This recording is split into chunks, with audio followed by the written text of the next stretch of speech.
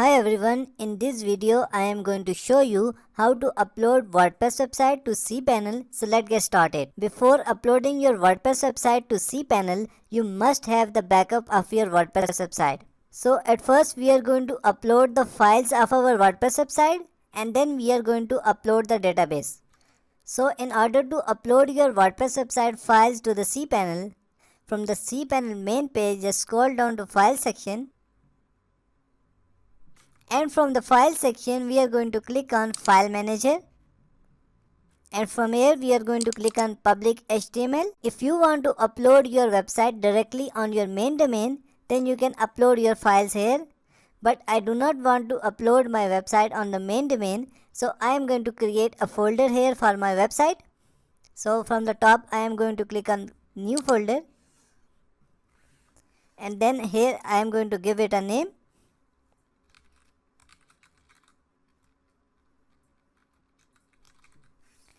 And then we are going to click on create new folder, and here is the folder that we have just created.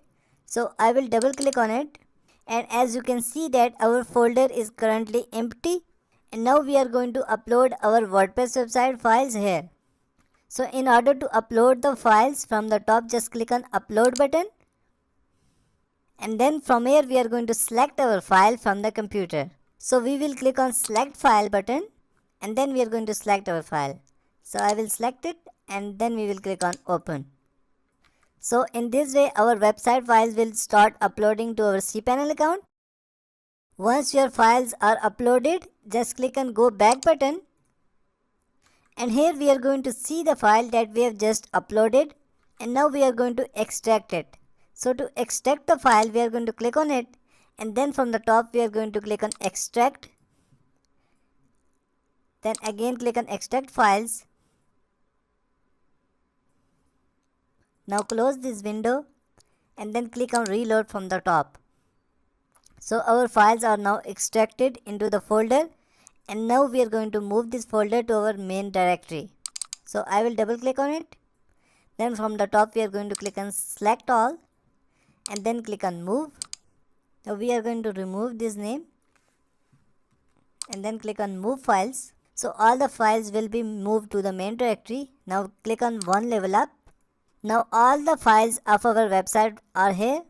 So our files are uploaded to our Cpanel account, and now we are going to create a new database for our website. So we will go back to our Cpanel main page again, and then we will scroll down to databases section, and from here we are going to click on MySQL databases. And now in order to create a new database, just enter the name of the database,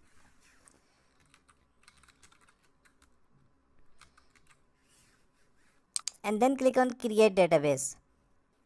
Click on go back.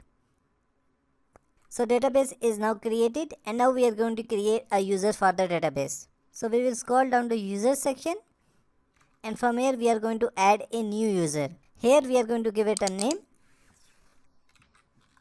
password. Please save this username and password because we are going to use this in the next step. Now click on create user, and now our user is created. So we will click on go back. Now scroll down to the end of the page, and now we are going to add user to database. So I will select the user from here.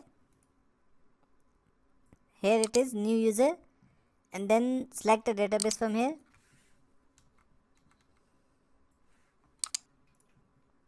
And then click on add button. Now click on all privileges, and then click on make changes. That's it, our user is now connected to the database. Now we will go back to Cpanel main page again. We will scroll down to phpMyAdmin. Here it will show us all the databases that are available on our web hosting, but we are going to select the one that we have just created. So I will just click on it. As you can see that no tables are found in database because we have just created this one. So we are going to import the tables from our database backup. So from the top menu click on import. Now click on choose file and select the database from your computer. Database file will be .sql file. So I will select it from here and then click on open. And then from the bottom I will click on go. And as you can see that our database is started to upload. It will take some time depending on the size of the database. So when the database of our website is uploaded, then we are going to click on this texture button from the top. And here you will see all the tables of your database. From the database tables, we are going to click on WP_options.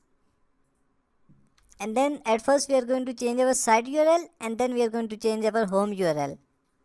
So in order to change the site URL, just click on it. So I will change the website address to our new folder. Simply you can copy your domain name and paste it here. As I have uploaded my website to the folder, so I am going to add the folder name here.